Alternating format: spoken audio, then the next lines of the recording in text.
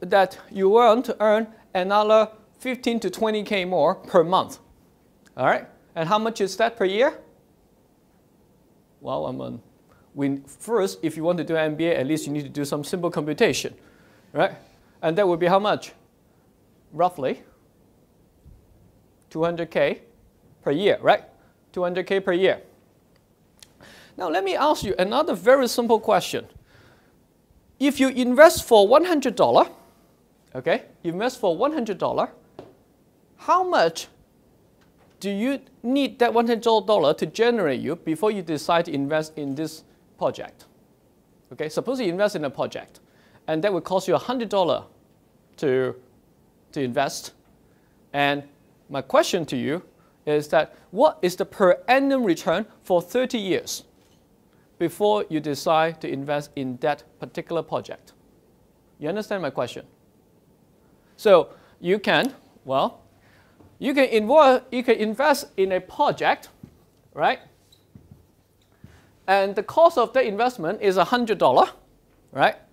Now, how much return per annum for 30 years? Okay, so you can get this return for 30 years. Okay, for 30 years. How much do you need in order for me to get you to invest in this project? You understand my question? Okay, understand, right? So it means that is $5 enough, $10 enough, or $20 enough? All right? Okay, you understand? Because why we're talking about this question? Because this is an investment, right? And we need to understand what is your return on investment. Okay? So how much do you need to invest $100? At least, I think, $10 per year. 10% per year. Yeah. What is the current interest rate now? You mean mainland or? Wherever you want. Okay, mainland is like 6%. 6. In which bank? You mean okay. You mean the low interest? It's like 3 or 4. 3 or 4%. Okay, 6%. I would tell me. I'm very happy. All right. So you can get 6% through some other products like a trust fund, something like that. Yes. Will I get my money back? Okay. All right. So 3%. All right. 3%. And in order to get 10% return, what kind of thing must you do in order to get 10%? You must buy something cheap. Well, in China, right, which is one of the biggest high growth area in the world, right? What can you do to get 10% a year? Is there anything that you can get 10% a year? Risk-free. Sorry? Risk-free, you mean? Not risk-free, even risky. Buy a property. Buy a property. Buy a property at the peak at what, 50,000 a square meter? 10% per year. All right? Can anyone suggest me a 10% per year investment? Doing business with government and run the risk of getting shot. The risk and the benefits. Okay, so is it risky business or is it not risky? Of course. Okay, so 10%, if you want to get 10% return, you need a highly risky investment. Agree? Okay, everybody agree here, right? In order to get a 10% investment, 10% return per year, you need an extremely risky proposition. Okay? Can you find anything, if I want 20%, what can you do? You need to get 20%. What can you do to get 20%? How about 30? How about 50? And 70? I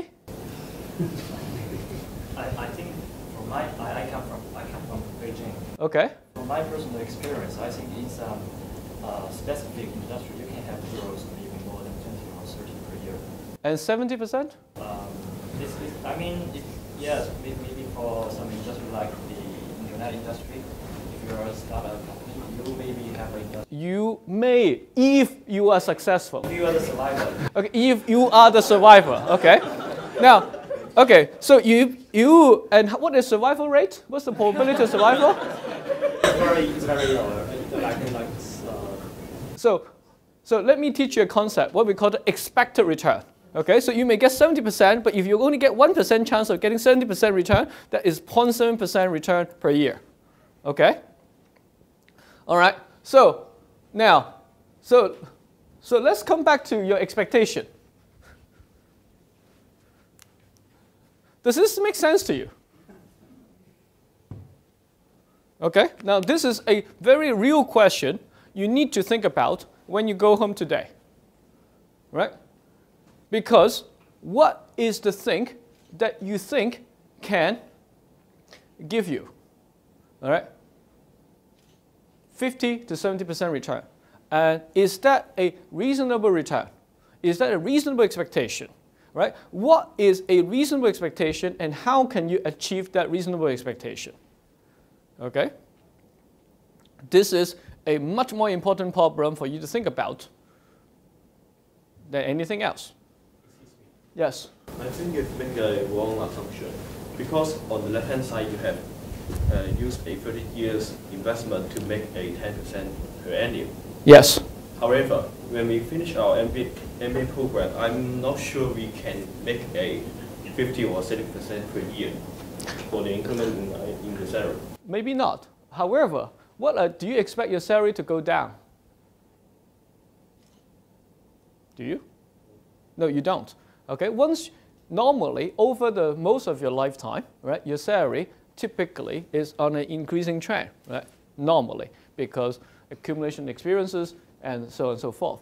Now, so that means that if you can, okay, get such an increase for your first year after you graduate, normally you will get more a few years later, okay? Because typically knowledge has what we call an increasing return to scale. What it means is that the first year you use the knowledge, right, your return is typically less than the second or third year you use the knowledge because you combine with your experience and knowledge, normally you can generate more. Okay? So this is my assumption. Meaning that I assume that this is typically what we call a typical path. Right? This is your normal trajectory of your salary, let's say. All right? And then here you decide to do an MBA, right? And then you're expecting something like that, right? So what I'm saying is, what is this bit for you? Now, let's try to understand this, right? If you get 50% increase, even for a $30,000 wage, right? Meaning that you get close to $180,000 to $200,000 per year, okay? And what is our tuition fee? $300, right? Plus the pain of going through lectures like mine, right? Maybe we price it at what, 400? Okay, maybe I pay you $100K, and you will be happy to sit through a lecture of mine. All right?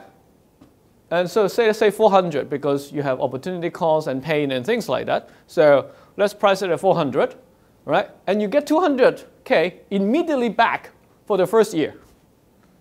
All right? And then you want to get another 200K at least for the rest of your 30 years working career. Agree? Is that what you're thinking of? Well, kind of. Okay. All right. So ask yourself, does this make sense to you? All right. Number one. Number two. Okay. There are many different reasons to make money. Right? What are the reasons to make money? What is the reason? How can you make money? Right? Okay? If I'm a manager, right, why do I hire you? I hire you because you can produce me money. Right? How can you produce me money? How can you produce me money? Doing some business. Doing some business. How can you do some business? Well, like, for example, we to make money, basically, like, you know, we provide some services or, you know, some products. Okay.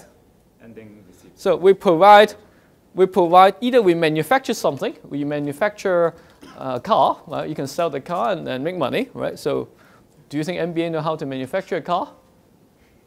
Right? Second, we can have maybe some knowledge, right? Because we can then work something out. Maybe we can have connection, right? Because why? Because I need to sell a car to someone, I need to know that person, right? This is what we call marketing and sales, right? Maybe we can do many things, but we need to do something. Okay? Now, after an MBA, when you finish, right, you see a huge distribution of the return on the MBA. Right? Now, let me ask you, do you think anyone, what is the return? Okay, here is, wow, beautiful photo. Here's a piece of paper, right? If I give you a piece of paper, how much will you give that for the